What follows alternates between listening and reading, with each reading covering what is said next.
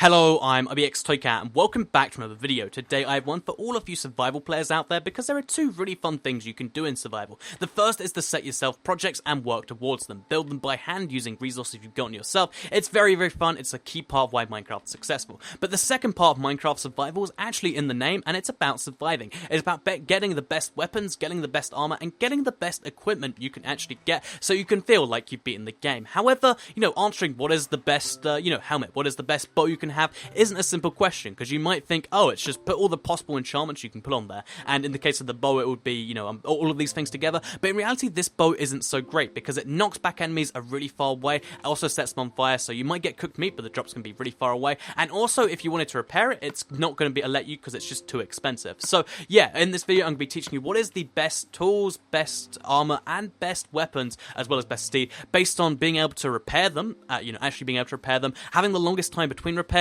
and then within both those two criteria, having the best possible enchantments on them, so you can know what equipment you should strive for in Minecraft Survival. So please do like the video if you do like it, helps out the channel a lot, and lets me know you do like it, and let's get straight into this one, shall we?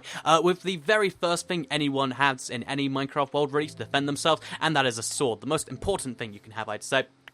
And the sword you're going to go with, if you want to be able to repair it, do all the things I just mentioned, is you want to have Unbreaking on there, that's for sure. This quadruples the life of anything it's attached to, because it means there's a 75% chance you just won't waste durability. And then you also want to have a Sharpness 5 on it, and Looting 3. Sharpness 5 gives you a flat 6.25 heart damage increase, which is basically double the normal damage against any enemy, not just, wither skeletons or zombies, like with Smite. Very handy, very useful indeed. Diamond Sword, Sharpness 5, Looting 3, Unbreaking. The Looting 3 is on there because it means that if you kill something, you can get extra loot from it. Whether it be a wither skeleton, you want to improve the drop rates, or whether it be like a cow that you just want to get more meat out of, that's very handy. If you're at the point where you don't need to get drops anymore, you've just kind of mastered the game, you might want to switch that out for fire aspect, but setting stuff on fire is a nice bonus, but in reality, most stuff is 2-hit killed by this, a lot of stuff is 1-hit killed, especially if you critical hit. So that's the sword we're going to be recommending.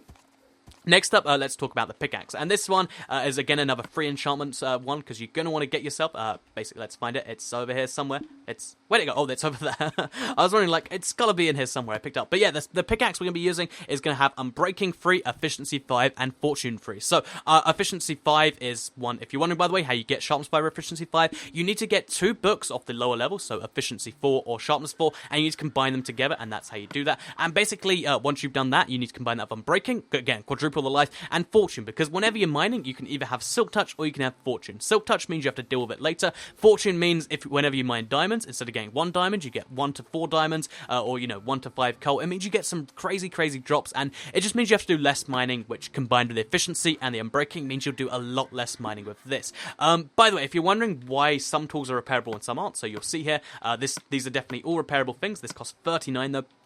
Is because, basically, if it costs more than 40, instead of just charging you more than 40 levels, it just won't let you do it at all, and that's why that is, just in case you're wondering why some things are and some things aren't. Next up, we have the shovel, and this is one that I'm keeping nice and simple. I'm only going to recommend Unbreaking 3 to quadruple its life. You can have Efficiency 5 on this, or Efficiency 4, or any efficiency, but in reality, most of the time, it makes it less precise. I'd say Efficiency 2 is probably the point where it stops getting so annoying, but basically, if you try to break one block with, an Efficiency 5 shovel, you'll break, the 4 blocks behind it, and that can be annoying if you're trying to be precise. So Efficiency 2 is where I'd recommend max, but if you want a nice simple shovel that's really easy to repair in comparison to all this stuff, which is going to cost you high 30s in the levels, Unbreaking 3 shovel, just a nice little bonus, especially since they only cost 1 diamond anyway. No point wasting too many on repairing, no point wasting too many on repairing something that costs so little anyway. Next up, you've got the axe. This isn't really so necessary to have the ultimate one off, like an iron axe and this aren't too far apart, but Unbreaking 3, Efficiency 5. You break some trees really quickly. Let's actually just show you how fast you can break some stuff. It's just instant, like you right trigger it and it's just gone. Very handy indeed. Let's actually close this off though quickly. Yeah, very handy tool, very nice to have. Next up, we're going on to the armor, and this set of armor is very cool and is all repairable in survival, and that's why I like it so much, because I'll put it on right now if we can find the leggings, which are all the way over there for some reason. Basically, yeah. So on the helmet, we've got Unbreaking 3, quadruple its life, Protection 4, and Respiration 3. This means that the protection I'll go into later, but Respiration 3 means you can breathe underwater for I believe quadruple as long. It means you can stay under there for some serious amount of time, which combined of a night vision potion is very, very handy. Next, we have the chest plate, which doesn't have thorns on it because that does lower the durability, and that's not good at all. So we just have protection 4 and unbreaking 3. The leggings, the same, protection 4, unbreaking 3. And then the boots, you want feather falling. This gives you an extra 70% resistance to falling damage, which means instead of being able to fall just 23 blocks without dying, you can fall something like 40 plus blocks and still potentially not die. It's very, very handy. It can save your life on more than a few occasions if you get like a surprise, and I like it a lot. So that and respiration are the kind of the bonus to the sets, but the rest of it is all protection 4. The reason it's protection 4, not fire protection, is because although if you go fire, blast, whatever protection, you can be 100% protected against that. If you go protection on everything, this armor set combined is a 96% protection against any damage from anything. So if I get, if a creeper on hard difficulty usually does 40 hearts of damage, or sorry, I believe it's 40 points of damage, so 20 hearts of damage. If you have this full set of armor on, it will do just 1 heart of damage. Instead of more than double killing you, it does just 1 heart. You could take 10 of those explosions before you die. Entirely insane set of armor if you have this all together. You just don't have to worry about damage even on hard difficulty. Like, if you get ganged up on by like 6 skeletons and they're all around you, maybe you have a problem, but then you need to move on to the bow we're gonna have, and that's this bow just here. See, very nice segue, by the way.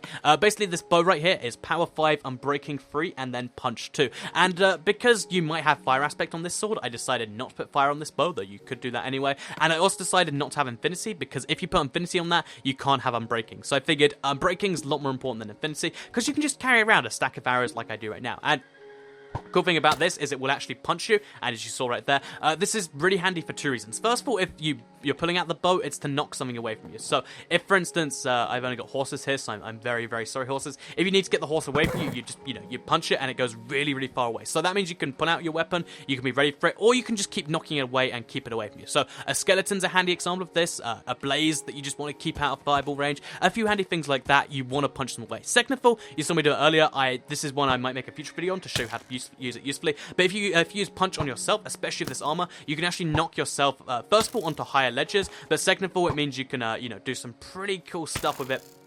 And I think it's pretty cool. So, yeah, if you want to ever climb taller, you can do it using this. Let me hopefully show you on top of this fence. But pretty cool thing in general, that's what the bow is. So finally, the last piece of equipment that most people don't consider is a pair of shears, because you can actually enchant shears, and there are 2 things you want. Unbreaking 3 to keep them going as long as you can, and Silk Touch, because this will allow you to pick up any cobwebs you see. So this is the perfect set of armor you can see down here.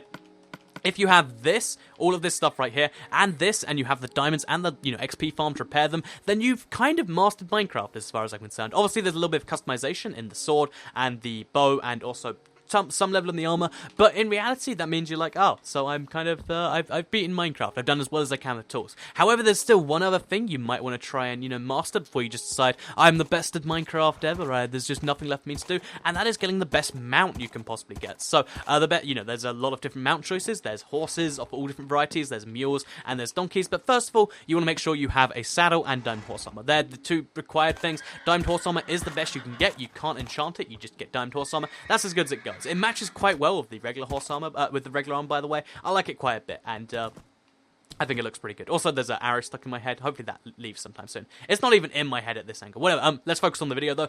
Basically, if you want to have the best horse you can possibly get, I've made a video on how to breed horses, if you want to know how to do that. But basically, you need to have a horse that can jump up to 5.5 blocks. It can't realistically do 5.5, but if it jumps more than 5 blocks, you've got a very good horse in your hands. That takes a lot of breeding, a lot of perseverance, and a lot of trying, but you can get a horse that can jump 5 whole blocks tall. Next up, you need a horse that, I'll show you my speed test for this, can run at 13 meters a second. So again, this is mentioned in my horse breeding video, but if you, let's try this one again, shall we? If your horse can run at 13 meters a second, which means that it would get to the end of this corridor before being stopped. This is a 7.5 meter a second donkey, a horse. Then that's the fastest possible mount you can have at the highest, how high it can go. Finally, you can actually have it with 30 separate heart points, so 15 full of these little heart hunger things, and that's also what you can do there if you want to do the best. So that would be the best possible horse. Combine that with all the best possible stuff, and you can say that you're done with the survival part of Minecraft. Like, you've done all the things. It's all over now. You can just deal with the actual building part of Minecraft, and yeah, that's all you need if you want to say you've beaten Minecraft survival. So I hope you did enjoy the video. This is one I thought would be an interesting subject to cover, because I was thinking, to myself, like, I wonder, when you could consider yourself as beating survival. And I'd say once you've got all of this equipment, and once you've beaten the Wither and the Ender Dragon, and you've got a farm for everything, I'd say that's kind of Minecraft survival beaten. But that's just my opinion. Let me know in the comments down below if you think that you can, you know, beat in quotes Minecraft. Obviously, you never beat Minecraft. Let me know what you think you'd have to do if you were to do the best you can possibly do in Minecraft Survival. Thank you for watching the video. Like if I think I just said all the things. Like if you did like it, share it if you really liked it, and subscribe if you're new around here. I do Minecraft videos daily on, and if you subscribe, you'll see them on your homepage. Thank you for watching, and I'll see you all in the next video.